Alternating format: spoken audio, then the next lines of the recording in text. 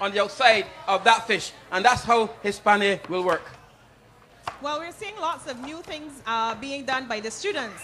So peanut butter into that mixture should definitely give it a new taste. It will be different for sure. You know what's happening, Susan? On the side here of the Queen's College, I'm seeing the same thing going on. It looks like a pane again. So pane is that's a good way to prepare flying fish. You know the thing about this is that you can let that flying fish marinate for a longer time, because once you're going to do a pane, then it's a very quick cooking method. Flying fish, the fillets are very, very thin, so they're going to cook really quickly for you. But I can see a problem coming on to the end. We have one fryer. Both teams are doing pane, which indicates to me that they're going to be doing the deep frying. Now, you know what? This is when they're going to have to talk to each other and find out who's going to use the fryer and when. Or not. You might just have a war at the fryer when the time comes. Here, as we speak, Stephanie is breaking her egg. Stephanie is breaking her eggs and now getting ready for her pane as well. So it'll be interesting to see what she's going to put, what flavor she's going to put in there as well. If she's going to introduce a new flavor like they did on the St. Leonard's side, where they brought in some Skippy peanut butter.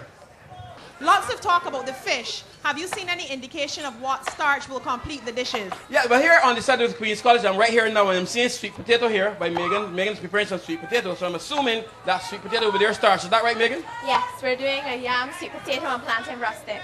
A yam, sweet potato, and plantain rustic. So those flavors will be there. Yam, flavor of sweet potato, and flavor of plantain. That can be sweetish but calm at the same time. That's going to be fantastic. You know what, Susan? We're getting carried away here. We have to take a break. We're going to take a break right now. When we come back, we'll tell you how this feverish battle continues right here on the Junior Dueling Challenge.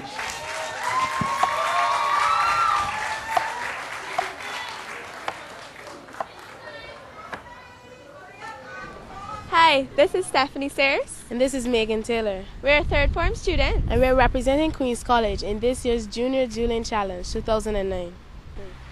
I see the training as a great learning experience, and it will benefit my future, whether or not it is one in cooking, as it will make me a more rounded person and prepare me for life in general. I feel very appreciative, honored, and confident to be representing Queen's College in this year's Junior Dueling Challenge.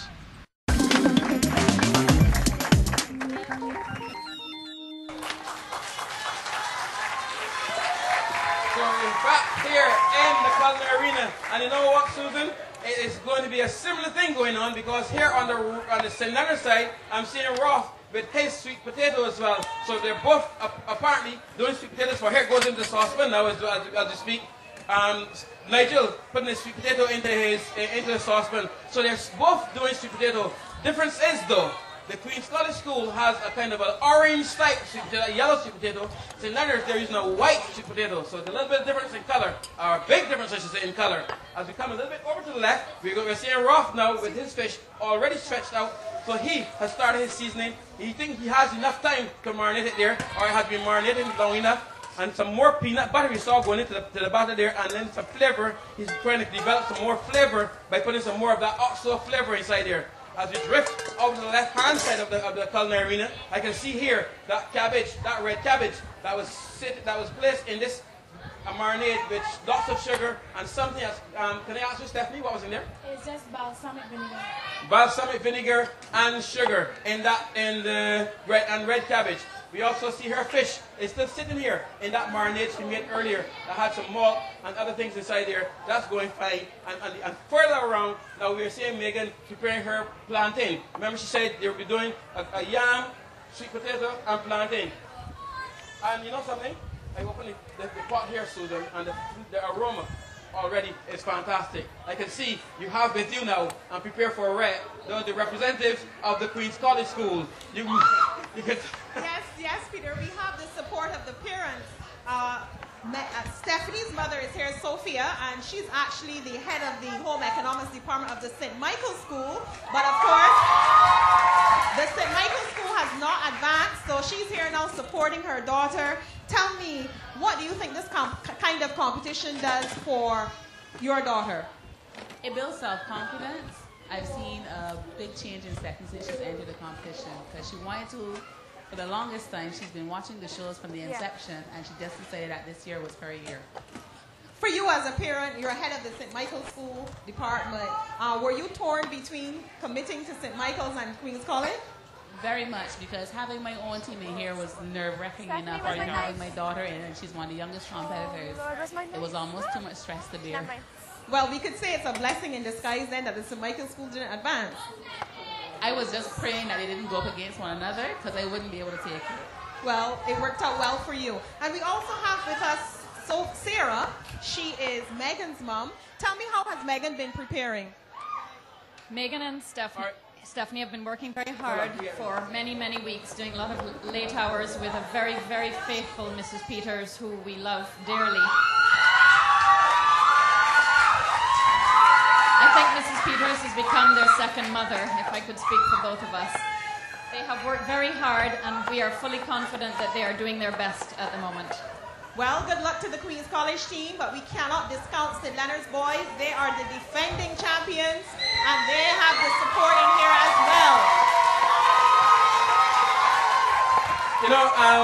Susan, St. Leonard's is not without parental support, because I saw earlier Nigel's mom in the audience as well. So she's sitting, she's sitting somewhere there in the audience, so maybe we can get her close to you, can ask her a question or two as well. No problem, we'll get her. You know something as well, Susan? I must tell you something about Stephanie. Stephanie, she's the youngest student here on the competition so far, and she is the youngest student. But you know something? She's the most experienced student ever in this competition, because as her mom said, her mom came to every one of the training sessions for the last 4 years, and Stephanie was with her all along. So she has, I think, what would be the most experience of any student in this competition so far. Well, Peter, Ross's mom has come, and she is prepared to support her son, and we're trying to get Nigel's mom. They're both here with us. Right, Ross and Nigel's mom. Rosh, yes, tell us for you, how has this been watching your son perform? Speechless right now.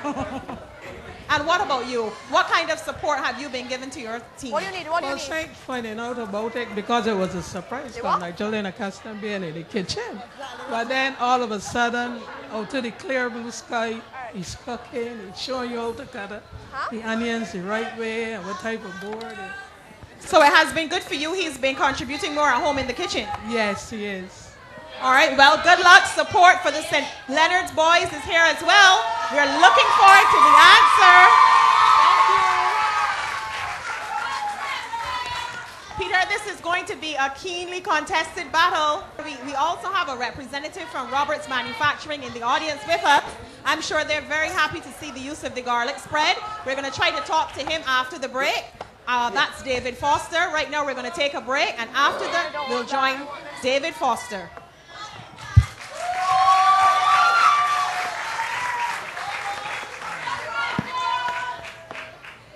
I'm not bothering with the cauliflower. I can't get a long enough stem. I have been training the boys every lunchtime along with the sessions on evening that's provided by Mr. Peter Edie, and that really enhanced their skills. QC was in the semi-finals last year, and they were 3 points ahead of the competition, but unfortunately they lost to Dighton Griffith by 3 minutes overtime. We've been getting a lot of feedback this year from students and teachers. The majority of feedback has been coming from the students.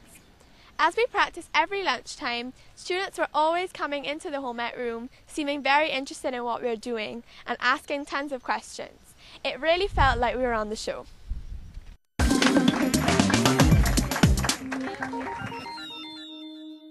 So we're back here on the set of the Culinary Arena, and you know, it's so exciting. You told me I have to speak to Mr. David Foster. You know, Mr. Foster, we really appreciate what you're doing, but you're going to wait a minute, and I can't speak to you because it is so exciting on the set. I'm going to allow my co-host Susan to do it. So we have here, before I go to get up to Susan, all the preparation. I mean, the aromas are already all over the set here. And Megan and Stephanie well on the way with the colors, green, red, yellow, all stuff. The colors of the rainbow there. The cooking is done. And if you move over to the St. Leonard's side, here, they're starting with their breading of their flying fish.